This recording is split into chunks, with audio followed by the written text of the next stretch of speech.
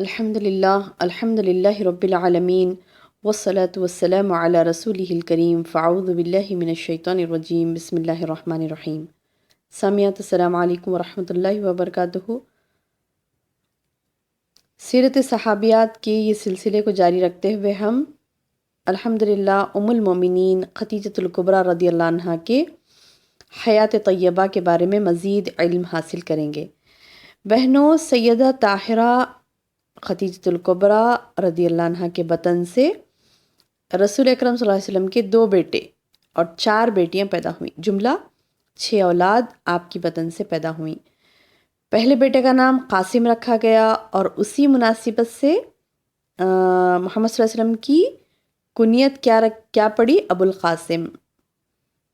آپ نے اپنی کنیت ابو القاسم رکھی۔ دوسرے بیٹے کا نام عبداللہ رکھا گیا اور اسے طیب اور طاہر کے لقب سے بھی پکارا جاتا تھا۔ کن کو؟ عبداللہ کو، دوسرے بیٹے کو۔ دونوں بیٹے بچپن ہی میں فوت ہو گئے، جیسے آپ نے تاریخ میں پڑھا ہوگا تو یہ بات آتی ہے کہ دونوں بیٹے بھی بچپن میں ہی فوت ہو گئے تھے۔ دوسرے بیٹے کی وفات پر جب کفار یہ کہنا شروع کر دیے کہ اب محمد صلی اللہ علیہ وسلم کا نام لیوا کوئی نہیں رہا، تو اللہ رب العزت نے سورۃ الکوثر نازل فرما دی تھی۔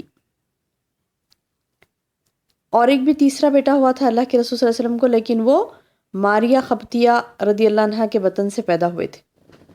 یہ 2 بیٹے قاسم اور عبداللہ حضرت خدیجہ رضی اللہ عنہا کے بطن سے پیدا ہوئے تھے۔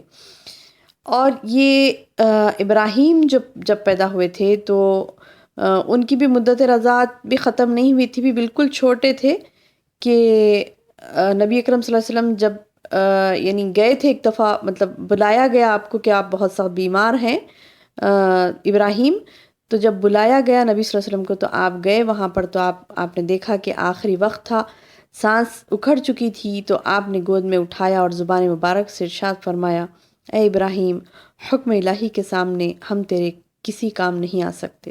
اللہ اکبر۔ پھر ارشاد فرمایا، ہم جانتے ہیں کہ موت حق ہے اور ہم جانتے ہیں کہ پیچھے رہ جانے والے بھی پہلے جانے والوں کے ساتھ جا ملیں گے۔ اگر ایسا نہ ہوتا تو ہم ابراہیم کا غم اس سے زیادہ کرتے۔ آنکھ روتی ہے، دل غمگین ہے، مگر ہم کوئی ایسی بات نہ کہیں گے جو رب تعالیٰ کو ناپسند ہو۔ کیا کہا رسول اللہ صلی اللہ علیہ وسلم نے؟ ہم کوئی ایسی بات نہ کہیں گے جو رب تعالیٰ کو ناپسند ہو۔ بہنوں، جس روز ننھے ابراہیم کا انتقال ہوا تھا نا، تو اسی روز سورج گرہن بھی لگا تھا۔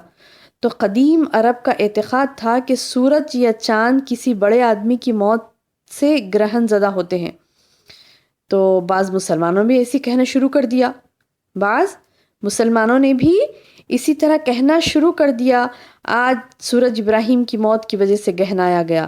یہ بات سن کر رسول اللہ صلی اللہ علیہ وسلم نے خطبہ ارشاد فرمایا اور کہا، ان الشمس والقمر لا یقصفان لموت احد من الناس۔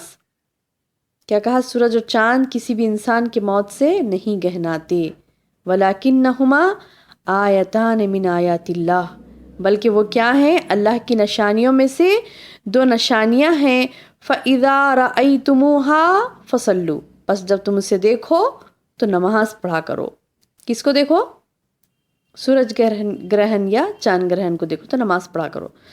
بہرحال بہنوں، جب رسول اقدس صلی اللہ علیہ وسلم کی یہ اولاد فوت ہو گئی تھی چھوٹی چھوٹی، لیکن الحمدللہ اللہ تعالیٰ نے نبی صلی اللہ علیہ وسلم کے 4 بیٹیوں کو حیات بخشی، جیسے زینب، رقیہ، ام کلثوم اور فاطمہ، جو خدیجہ رضی اللہ عنہا کے بطن سے پیدا ہوئیں۔ سب نے اسلام قبول کیا، ہجرت کی سعادت حاصل کی۔ سیدہ زینب کی شادی ابو العاص بن ربیع رضی اللہ عنہ سے ہوئی۔ سیدہ رقیہ رضی اللہ عنہا کی شادی سیدنا عثمان بن عفان رضی اللہ عنہ سے ہوئی۔ پھر جب یہ فوت ہو گئی رقیہ، تو پھر سیدہ ام کلثوم کا نکاح حضرت عثمان رضی اللہ عنہ کے ساتھ کر دیا گیا۔ اسی بنا پر تو آپ کو ذو النورین کا لقب دیا گیا نا۔ کس کو؟ عثمان غنی رضی اللہ عنہ کو ذو النورین کا لقب دیا گیا۔ سیدہ فاطمہ رضی اللہ عنہ کی شادی سیدنا علی بن ابی طالب کے ساتھ کی گئی۔ 3 بیٹیاں رسول اللہ صلی اللہ علیہ وسلم کی زندگی میں فوت ہوئیں، لیکن سیدہ فاطمۃ الزہرا آپ کی وفات کے 6 ماہ بعد تک باحیات تھیں۔ 6 ماہ کے بعد آپ کا انتقال ہوا۔ کس کا؟ چھوٹی بیٹی سیدہ فاطمہ رضی اللہ عنہا کا۔ سیدہ طاہرہ خدیجۃ الکبریٰ رضی اللہ عنہا تمام بچوں کی پرورش، دیکھ بھال، تربیت میں بڑا اہتمام کیا انہوں نے، اور جس گھر میں بچوں کی تعلیم و تربیت کا اہتمام کیا گیا اسے عظمت، رفعت اور برکت کے 4 چاند لگ گئے، کیونکہ طویل عرصے تک رسول اللہ صلی اللہ علیہ وسلم نے اس گھر میں قیام کیا تھا۔ اس گھر میں وحی کے ذریعے قرآن نازل ہوتا رہا۔ سید المرسلین، خاتم النبیین ہجرت تک اسی گھر میں قائم پذیر رہے۔ یہ عظیم الشان گھر اللہ تعالیٰ کی رحمتوں کے نزول کا مرکز بن گیا تھا۔ ہجرت کے بعد اس گھر میں حضرت علی مرتضیٰ کے بھائی حضرت عقیل بن ابی طالب رہائش پذیر ہو گئے تھے۔ ان سے یہ گھر کاتب وحی امیر معاویہ بن ابی سفیان نے اپنے دور حکومت میں خرید کر وہاں مسجد تعمیر کروا دی۔ سبحان اللہ۔ سیدہ خدیجۃ الکبریٰ رضی اللہ عنہا کے گھر کو اللہ سبحانہ و تعالیٰ نے ایسا شرف قبولیت بخشا کہ قیامت تک کے لیے اسے سجدگاہ خلائق بنا دیا۔ اما خدیجہ رضی اللہ عنہا نبی اکرم صلی اللہ علیہ وسلم کے ساتھ جب نماز فرض یعنی 5 وقت کی نماز فرض نہیں ہوئی تھی، اس وقت 2 رکعت صبح اور 2 رکعت نماز شام فرض تھی، تو وہ پڑھا کرتی تھی اللہ کے رسول صلی اللہ علیہ وسلم کے ساتھ 2 رکعت صبح اور 2 رکعت شام۔ یہ 5 وقت کی نماز فرض ہونے سے پہلے کی بات ہے۔ اور ایک مرتبہ ایک واقعہ پیش آیا، میں آپ کو بتاؤں کہ یہ اس وقت کا واقعہ ہے جب ابھی نماز فرض نہیں ہوئی تھی، لیکن ایمان لانے کے بعد طبیعت عبادت الہی اور ذکر و فکر کے طرف راغب تھی ہماری ماں خدیجہ رضی اللہ عنہا کی۔ اس میں انہیں روحانی لذت محسوس ہوتی تھی۔ ایک واقعہ ہے، اشعث بن قیس بیان کرتے ہیں کہ عباس بن عبد المطلب میرے گہرے دوست تھے، کیونکہ وہ اکثر و بیشتر عطریات خریدنے کے لیے یمن میرے پاس آیا کرتے تھے۔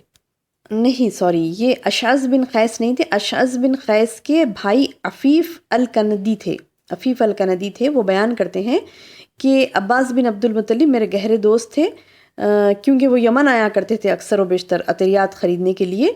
تو ایک روز ہم مینا کے میدان میں کھڑے تھے کہ ایک خوبصورت جوان آیا۔ اس نے خوب تسلی کے ساتھ ہاتھ پاؤں دھوئے، سینے پر ہاتھ باندھ کر کھڑا ہو گیا۔ پھر ایک باوقار عورت آئی، اس نے بھی ایسا ہی کیا۔ پھر ایک خوبصورت ہونہار چھوٹی عمر کا لڑکا آیا، وہ بھی ان کے ساتھ شامل ہو گیا۔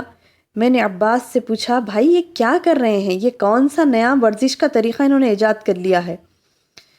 تو عباس بن عبد المطلب نے کہا، یہ نوجوان میرے بھائی عبداللہ کا بیٹا محمد ہے۔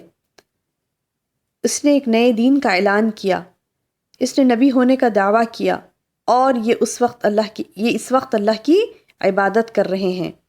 یہ عورت جو ان کے پیچھے کھڑی ہیں، یہ ان کی بیوی خدیجہ ہیں، جو سلیقہ شعار، دولت مند اور انتہائی دانشور ہیں۔ اس نے نئے دین کو قبول کر لیا ہے، اور یہ بچہ میرے بھائی کا بچہ ابو طالب کا بیٹا علی ہے۔ اس طرح بتایا عباس بن عبد المطلب نے، کس کو؟ عفیف الکندی کو۔ تو آپ کہتے ہیں کہ کچھ عرصے بعد جب حضرت عباس بن عبد المطلب کا یہ یمنی دوست مسلمان ہو گیا، کون؟ عفیف الکندی، یعنی وہ جب مسلمان ہو گئے تو وہ کہتے ہیں، افسوس کا اظہار کرتے ہوئے کہتے ہیں کہ مجھے افسوس ہوتا ہے کہ کاش اس روز نماز میں شریک ہونے والا چوتھا فرد میں بھی ہوتا۔ اس سعادت سے محرومی کا مجھے زندگی بھر افسوس رہے گا۔ سبحان اللہ۔ تو بہرحال بہنوں، تاریخ ہمیں یہ بتاتی ہے کہ جن لوگوں کو شرف حاصل نہیں ہوا اللہ کے رسول صلی اللہ علیہ وسلم کے ساتھ 5 نمازوں سے پہلے جو 2 نمازیں فرض تھی، اس میں تمام لوگوں کو یہ شرف حاصل نہیں ہوا، لیکن ہماری ماں خدیجۃ الکبریٰ رضی اللہ عنہا کو یہ شرف حاصل ہوا کہ وہ اللہ کے رسول صلی اللہ علیہ وسلم کے ساتھ جا کر وہ 2 رکعت نماز بھی ادا کیا کرتی تھی۔ سبحان اللہ۔ اس واقعے کے ساتھ ہم یہ درس کا اختتام کرتے ہیں انشاءاللہ۔ اللہ تعالیٰ سے دعا ہے کہ اللہ تعالیٰ ہمیں ہماری ماؤں کی سیرت کو اچھی طرح سے سننے، سمجھنے اور دل و دماغ میں بٹھا لینے والا بنائے۔ آمین یا رب۔ السلام علیکم ورحمۃ اللہ وبرکاتہ۔